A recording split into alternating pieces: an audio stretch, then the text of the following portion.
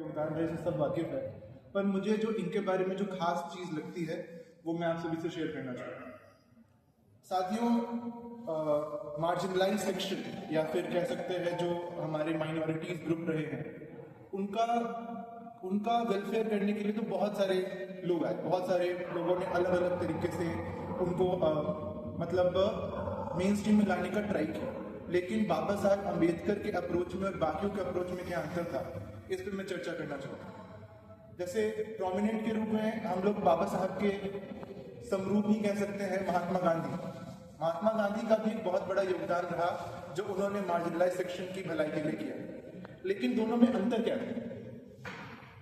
बाबा साहब अम्बेडकर जो है वो एक तरह से सोशल रिवॉल्यूशनरी की तरह थे। इनका जो सोच थी ना वो रिवॉल्यूशन की सोच थी। रिवॉल्यूशन मतलब बदलाव, इंकलाब। और वहीं हमें कुछ ऐसे लोग मिलते हैं जैसे गांधी जी की सोच बहुत अच्छी थी, लेकिन वो रिफॉर्मर की सोच थी। उनका था कि हम लोग अपने जो पहले से हमारे से, Gandhi ji was a believer, Vaishnavite and he was very religious person. तो वो चाहते थे कि हम क्या करें, हम जो बाकी के जो लोग छूट चुके हैं उनको अपने में मिलाएं। और इसको करने के लिए उन्होंने बहुत सारी चीजें बताई, जैसे कहा सर्वोदय, अंटू मतलब सर्वोदय का अर्थ है मतलब आखिरी इंसान तक चीजें पहुंचना। इसके अलावा उसने इस बारे में बात की उन्होंने कि किसी तरह इन्हें हम क्या करें, जो हमारे धर्म ग्रंथ हैं, हमारे पास जो भी चीज है उनमें हम इनको जोड़ें। उन्होंने ये बात की। वहीं अंबेडकर जी जो थे उन्होंने इसको पूरी तरह रिजेक्ट किया। उन्होंने कहा कि हमें कोई भी ऐसी चीज नहीं चाहिए, हमें अपनी इज्जत के लिए या हमें अपने स्वाभिमान के लिए किसी भी धर्म ग्रंथ या किसी चीज के अंदर कोई ये नहीं चाहिए कोई मेरे को परमिशन दे। उन्होंने पूरी तरह उसको रिजेक्ट किया। और यही हम लोग देखते भी हैं कि बाबा साहब अम्बेडकर ने एक मनुस्मृति दहन दिवस मनाया था, उन्होंने पूरी तरह उसको रिजेक्ट किया। जहां गांधी, जहां बाकी सारे फ्रीडम फाइटर्स में कुछ लोग जो थे वो बात कर रहे थे कि हम मंदिर में एंट्री करवाएं, दलितों की मंदिर में एंट्री कराएं, उनको हम सारा जो विधि पूर्वक जो भी चीजें होती है उनमें उनको जोड़ें। अम्बेडकर कहना था कि रिजेक्ट। अम्बेडकर ने रिवॉल्यूशनरी की तरह बात किया। उन्होंने कहा कि हमें वो चाहिए ही नहीं, हमें कोई भी इन चीजों में दिलचस्पी नहीं, हमें जो चाहिए वो शिक्षा और हमें जो चाहिए वो है अच्छा रिस्पेक्ट, जो कि हमें शिक्षा से ही मिल सकता है। उन्होंने एक नारा भी दिया था, एजुकेट यूनाइट एंड एजिटेट। हाँ, एजुकेट, यूनाइट और एजिटेट। तो ये चीजें जो थी अम्बेडकर की, जो थी एक चीजें जो मुझे बहुत खास लगती है वो ये कि उनका क्रांतिकारी सोच, और वही क्रांति जो है अम्बेडकर के समय से आज तक चली आ रही है। यहाँ पे मैं गांधी जी को भी थोड़ा श्रेय देना चाहूंगा।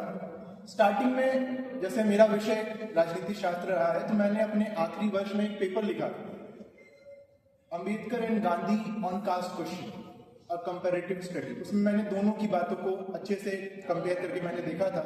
तो जहां अम्बेडकर की सोच थी कि हमें अगर मार्जिनलाइज सेक्शन को मेन फ्रंट पे लाना है, उनको हमें लीगली अधिकार देना पड़ेगा। उन्होंने तो सेपरेट इलेक्टोरेट तक की बात की थी। लेकिन जब गांधी जी नहीं माने तो उन्होंने रिजर्वेशन ऑफ सीट्स जो थी वो कंप्लीट करा। वहीं गांधी जी जो थे अलग उनका विचार था। गांधी का मानना था कि लॉ से कुछ नहीं होगा, कानून बनाने से क्या होगा। उनका मानना था कि जब तक लोग का अंदर से हृदय परिवर्तन ना हो, जब तक सोच में चेंज ना हो, तब तक इन सब चीजें निरर्थक। स्टार्टिंग में तो मुझे लगा था कि अम्बेडकर की सोच बहुत अच्छी थी कि बिना लॉ बनाए कैसे कुछ हो सकता है। अगर आप जैसे उस जमाने का भारत देखें, उस जमाने के भारत में अगर किसी को कितना भी लेक्चर दे दे कि ये होता है, अच्छी बात नहीं है, इक्वालिटी होनी चाहिए, लेकिन जब तक कोई सैंक्शन ना लगा, सैंक्शन अर्थात कोई कानून ना दे, कोई ऐसा जैसे SC/ST एक्ट है अभी, वैसा कोई अगर रूप ना लगाए, तब तो उन बातों को कुछ फायदा ही नहीं। तो स्टार्टिंग में जब मैंने पढ़ा तो मुझे लगा अम्बेडकर बहुत सही था।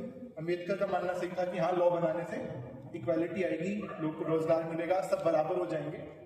और मैंने महात्मा गांधी को रिजेक्ट किया। लेकिन जब मैंने इसको पूरा कंक्लूड किया और आज तक के 70 साल के मैंने पूरे विषयों को देखा, तब मुझे ये पता चला कि महात्मा गांधी भी कुछ हद तक सही थे। क्योंकि आज भी देखिए 70 ईयर्स हो गए इक्वालिटी को, राइट टू इक्वालिटी अब इंश्राइंड है, पर अभी भी भारत में पूरी तरह लागू नहीं है। अभी भी न्यूज़पेपर उठा के देखता हूँ, कहीं ना कुछ मिल ही जाता है कि आज इसको मतलब जो था मार्जिनलाइज था या दलित था उसे पीट दिया, चाहे उसके साथ कुछ हो गया, चाहे किसी माइनॉरिटी ग्रुप के साथ कुछ हो गया, फिर भी इक्वालिटी नहीं मिली। तो इसका मतलब ये है कि कहीं ना कहीं गांधी भी सही थे और अम्बेडकर भी सही थे। लीगल लॉ लागू कर देने से टेम्पररी मेजर तो हो गया, टेम्पररीली सबको अधिकार मिल चुका है, लेकिन इसका परमानेंट हल तभी होगा जब ये कॉन्स्टिट्यूशन है, जब कॉन्स्टिट्यूशन के जो मोरल्स है वो लोगों तक उनकी कॉन्शियसनेस में घुस जाए। क्योंकि आप किसी से रिस्पेक्ट अगर करवाना है तो आप लॉ बना के नहीं कर सकते, आप लॉ बना के उनको रोक सकते हो, एक तरीके कुछ हद तक रोक सकते हो। हर जगह लॉ की रीच नहीं होती, लेकिन जो मोरल्स होते हैं, जो वैल्यूज होते हैं, वो हर इंसान तक पहुंचते हैं। तो अंबेडकर को मैं एक रिवॉल्यूशनरी की तरह मानता हूँ, इनको मैं सोशल रिफॉर्मर नहीं मानता, इनको मैं रिवॉल्यूशनरी मानता हूँ, इनको मैं भगत सिंह की कैटेगरी में रखता हूँ। तो ये मेरा कुछ कहना है।